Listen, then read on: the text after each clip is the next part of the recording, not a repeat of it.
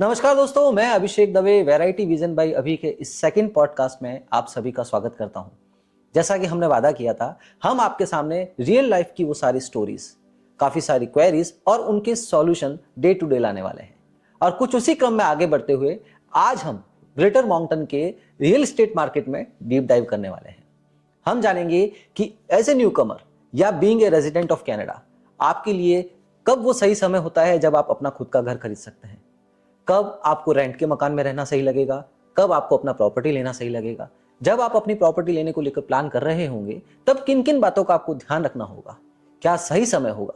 ऐसे कई सारे सवाल जो आपके मन में आज उभर रहे हैं, ठीक उन्हीं के जवाब लेकर के हम आपके सामने आए हैं इस पॉडकास्ट में।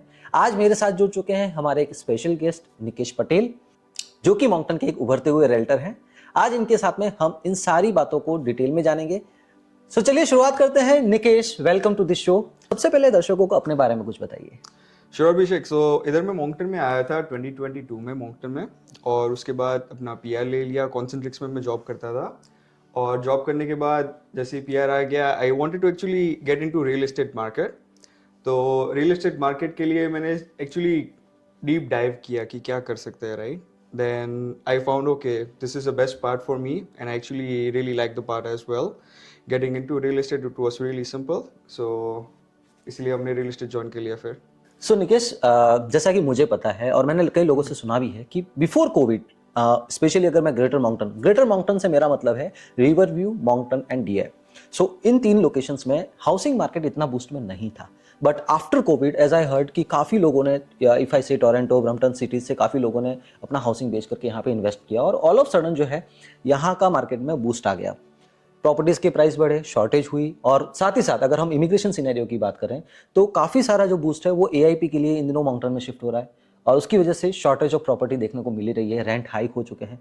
सो उस सिनेरियो में व्हाट इज योर प्रोजेक्शन कि आने वाले 2-3 साल में आप माउंटेन का जो रियल एस्टेट मार्केट है उसको कहाँ जाते हुए देख रहे हैं? राइट अभिषेक, जो प्री पैंडेमिक का सिचुएशन था, राइट, उस टाइम पे सेलर्स मार्केट नहीं था, उस टाइम पे बायर्स मार्केट था।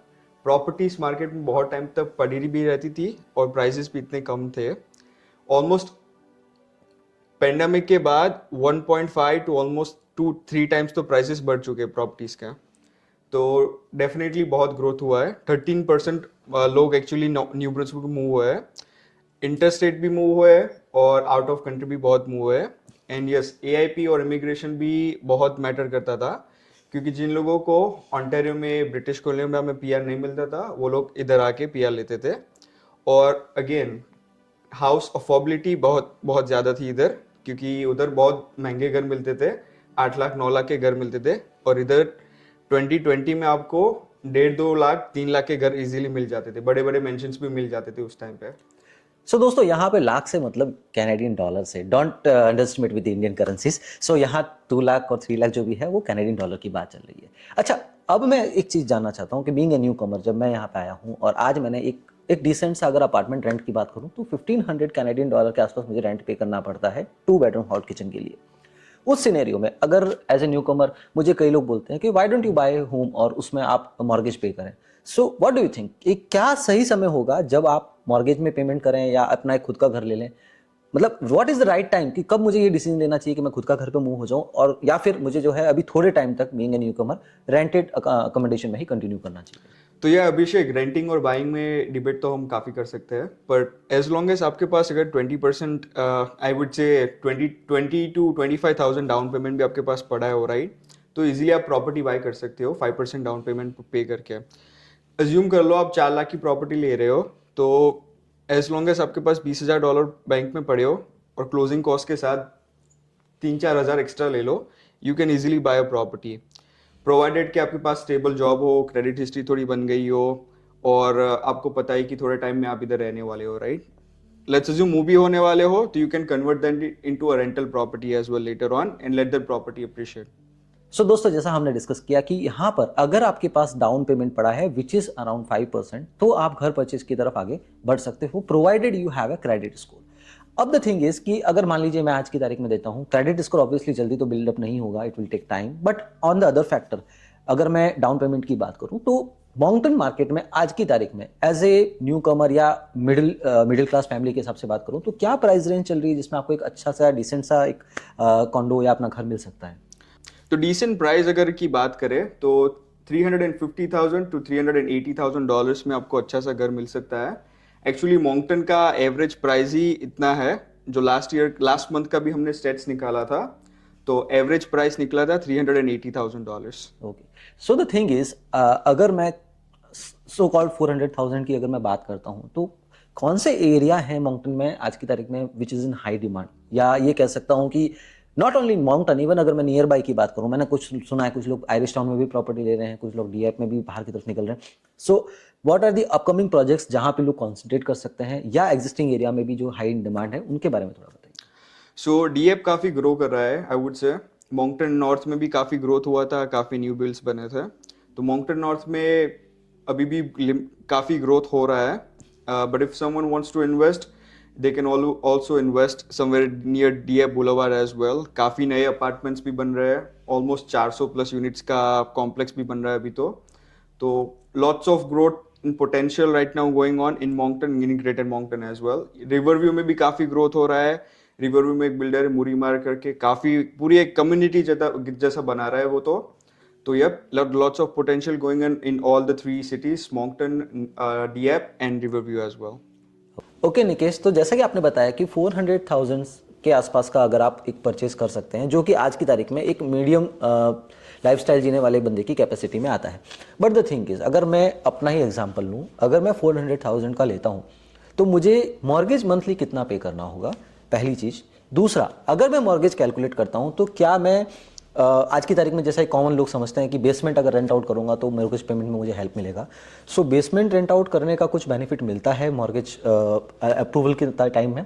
साथ ही साथ पेमेंट में मेरी क्या कैलकुलेशन होनी चाहिए इन ब्रॉड ओवरव्यू, कि जब भी मैं मकान लेने जाऊँ तो मुझे रेंट का ऑप्शन देखना है या नहीं देखना है?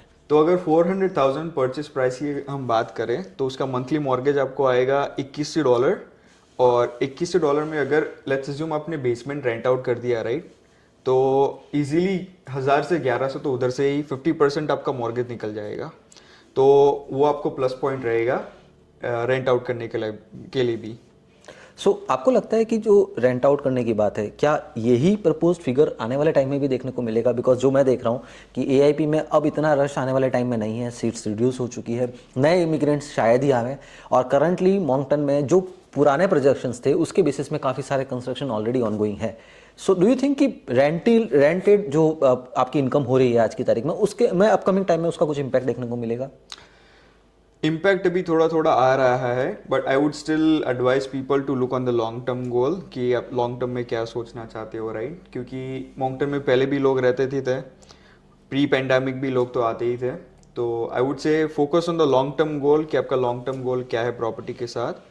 रेंटल मार्केट अभी एक्सपेक्ट हम कर रहे हैं कि थोड़ा भी स्लो डाउन हो रहा है, वो थोड़ा इम्पैक्ट सभी को अभी लग रहा होगा, बट यूजुअली बफर लोग रखते ही है अगर रेंटल इनकम काउंट करना हो, राइट, तो we still keep the vacancy rate in the consideration. So दोस्तों, ये चीज़ काफ़ी इंपॉर्टेंट हो जाती है कि अगर मैं कोई भी प्रॉपर्टी परचेस कर रहा हूँ और अगर मैं कंसिडर कर रहा हूँ कि मैं उसका 50% या 60% रेंटेड से पे कर दूंगा, तो वो शायद आने वाले टाइम में वर्क ना करे, क्योंकि ये अब ग्राउंड रियलिटी है। आपको बफर जोन रखना होगा अपनी, जो हो सकता है उस केस में आपको अपनी बाइंग वैल्यू का एडजस्ट करना पड़े, प्रॉपर्टी में थोड़ा कॉम्प्रोमाइज़ करना पड़े, बट अकॉर्डिंगली आप अपनी परचेस को डिसाइड कर सकते हैं। एंड अभिषेक, और एक बात मेरे को ऐड करनी थी। अगर आप ऐसा कोई घर ढूंढते हो जिसमें ऑलरेडी बेसमेंट में यूनिट रेडी हो, तो that actually helps you to get the mortgage easily. तो अराउंड, अगर आप 3 लाख का अप्रूवल मिला था, राइट, आपको, पर अगर बेसमेंट में रेंटल इनकम मिल रही है आपको, तो आपका इनकम आई मीन आपका मॉर्गेज क्वालिफिकेशन 4 लाख तक भी इजीली जा सकता है। So that's an important factor कि अगर आप एक फिनिश्ड कंस्ट्रक्शन की तरफ जाएंगे एंड इट इज़ प्रूवन कि आप जो है रेंट आउट कर सकते हो, so that will increase your mortgage approval rating. So that's again एक इंपॉर्टेंट फैक्टर बन के आता है हम लोगों के लिए। The next question is, being a newcomer, मैं मार्केट में नया हूँ ना, स्टार्ट माई एक्सप्लोरिंग कि अब मुझे कुछ घर खरीदना है। So what will be the step, first step which I have to take, और उस स्टेप से लेकर के फाइनल जहाँ मुझे घर का पोजीशन मिलता है, ये पूरा एक प्रोसेस थोड़ा सा ओवरव्यू हमें दे दीजिए। सो अभिषेक, फर्स्ट स्टेप तो रहिए रहेगा कि इधर आप पहले मॉर्गेज ब्रोकर या रियल्टर, दोनों में से एक को तो कॉन्ट्रैक्ट आपको करना ही पड़ेगा। आई वुड से अगर आप रियल्टर को पहचानते हो तो try to get in touch with a realtor. Realtor पहले क्या करेगा कि आपको प्री अप्रूवल निकलवा लेगा। तो he will give you a reference of qualified mortgage brokers कि अगर आप मेरे साथ आते हो तो मेरे साथ मॉर्गेज ब्रोकर्स होता है, तो उनका कॉन्टैक्ट डिटेल्स मैं आपको शेयर करूँगा और फिर वो पूरा आपका प्री अप्रूवल प्रोसेस स्टार्ट कर देंगे। वो आपकी इनकम जो है, डेट्स है, वो सब कुछ कंसिडर करके आपका पूरा प्री अप्रूवल निकालेंगे कि this is what you are going to be approved for. तो वो आपका प्री अप्रूवल लेटर बनेगा, वो पहला स्टेप होगा। ओके, उसके बाद फिर क्या रहता है? उसके बाद जैसे आपका प्री अप्रूवल आ गया, देन यू फाइंड अगेन, अगर आपने रियल्टर फाइंड नहीं किया था तो you find a good realtor like me and you start looking for houses. मैं आपकी रिक्वायरमेंट्स लूँगा कि आपको कहाँ लोकेशन प्रेफर्ड क्या है आपकी, फिर आपकी रिक्वायरमेंट्स क्या है घर की, आपको गराज चाहिए नहीं चाहिए, इन लॉ सूट चाहिए नहीं चाहिए, बाथरूम्स कितने चाहिए, बेडरूम्स कितने चाहिए। तो मैं ये सारी आपकी रिक्वायरमेंट्स लेके मैं आपके लिए काम करना चालू कर दूंगा। I would be looking for all the properties कि चलो मार्केट में जो भी प्रॉपर्टीज़ है अभिषेक के लिए फिट होती है कि नहीं होती है। अगर होती है तो मैं आपको प्रेजेंट करूंगा फिर, और फिर मैं आपको वो प्रॉपर्टीज़ दिखाने ले जाऊंगा। ओके, सो मान लीजिए मुझे प्रॉपर्टी पसंद आ गई एंड अब मुझे उसमें आगे बढ़ना है, so what are the next step? अगर आपको प्रॉपर्टी पसंद आती है तो फिर मैं ऑफर लिख के देता हूँ आपको। You sign the offer. Offer में कुछ कंडीशंस होती है, हमें फुलफिल करना होता है। मेजर कंडीशन फाइनेंसिंग होता है, इंस्पेक्शन होता है और डिपॉजिट होता है। और जैसे ही हमने ये फुलफिल कर दी ये कंडीशंस, आपकी प्रॉपर्टी सोल्ड हो जाएगी। प्रॉपर्टी पे आपने सोल्ड साइन दिखा होगा। यस। वो सोल्ड साइन हमारी कंडीशंस खत्म होने के बाद लगता है। ओके। उसके बाद हमें सिर्फ वेट करना होता है, just to wait for the closing date. Closing date क्या होता है? जब आपको पोजेशन मिलती है प्रॉपर्टी की। ओके। और क्लोजिंग डे जब आता है, हम एक बार वापस प्रॉपर्टी में जाते हैं, जस्ट बस मेक श्योर करते हैं कि सेलर ने प्रॉपर्टी में कोई एडिशनल डैमेज तो नहीं किया है या फिर कोई एडिशनल डैमेज हुआ नहीं प्रॉपर्टी में। एज लॉन्ग एज सब कुछ ठीक होता है, हम लॉयर्स को बोल देते हैं कि हम क्लोजिंग के लिए ऑल गुड है, तो फिर लॉयर्स पैसे का ट्रांसफर कर देते हैं। उसी दिन प्रॉपर्टी की चाबी आपको मिल जाती है क्लोजिंग डे पे। So Nikesh, many times I have seen like on the Facebook कुछ लोग पोस्ट डालते हैं कि मैंने घर लिया और उसमें ऐसा बताया गया था कि air conditioner is working well, but उसमें कुछ प्रॉब्लम है। कई बार कुछ बोलते हैं कि कंस्ट्रक्शन में कुछ खामियां हैं, कोई इक्विपमेंट को लेकर के इशू बोलता है कि ये वर्किंग बताया गया था बट इट्स नॉट वर्किंग। सो आखिर में इस तरीके का पोस्ट परचेज क्लेम प्रोसेस क्या होता है? क्या सेलर अभी भी लायबल होता है उन कमिटमेंट को लेकर के, या फिर नो लायबिलिटी टर्म्स होती है इस डील में? तो अभिषेक, कुछ चीज़ों के लिए ना हम लोग अपफ्रंट ही सॉल्व कर सकते हैं, प्रॉपर्टी इंस्पेक्शन शेड्यूल करके। तो कंडीशन जब हम ऑफर डालते हैं उसमें अगर हमें इंस्पेक्शन करना है प्रॉपर्टी का तो हम कर सकते हैं। तो इंस्पेक्शन में सारी चीज़ें चेक हो जाती है, तो मेजर अप्लायंसेस, सारी इलेक्ट्रिकल, प्लम्बिंग, सब कुछ एक बार रिव्यू हो जाता है। पर फिर भी अगर कुछ चीज़ें आती है क्लोजिंग के बाद, कुछ मेजर चीज़ें आती है जो सेलर्स ने शायद डिस्क्लोज ना की हो और हमें बड़ा इम्पैक्ट कर सकती है, then we can definitely take legal actions on the seller as well, अगर उन लोगों ने डिस्क्लोज ना किया हो तो। Okay, so it's a professional misconduct, मतलब जानते हुए भी उन्होंने कुछ छुपाने की कोशिश की हो, तो thing like that. And what about the electronic appliances? Electronic appliances, चलो अगर सेलर्स के पास रिसीट्स हो, वारंटी, अगर मैन्युफैक्चर वारंटी मिलती हो, राइट, तो मेनली ट्रांसफर हो जाता है। कोई भी अप्लायंसेस ले लो, हीट पंप्स ले लो, उसकी वारंटी ट्रांसफर हो जाती है एज लॉन्ग एज वारंटी हो उसकी।